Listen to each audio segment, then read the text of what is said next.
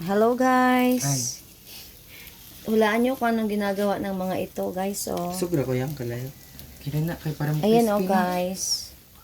Ano kaya yun guys? Alam nyo? Ayan, circle naman. Oh, tingnan nyo, nagpa-practice po silang gumawa ng takoyaki kasi magbibenta sila. Magbebenta sila sa mga tabi-tabi lang.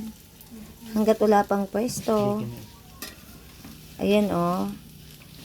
Ewan ko lang kung ilang percent na tong ano nila. Tong skill nila ngayon. Yan si Cyrus. At yan naman si Drew. Kaway-kaway naman dyan, Drew. At yun naman si Miles. Si Miles yung kanilang supervisor. Ayun. Taga-tikim si Miles.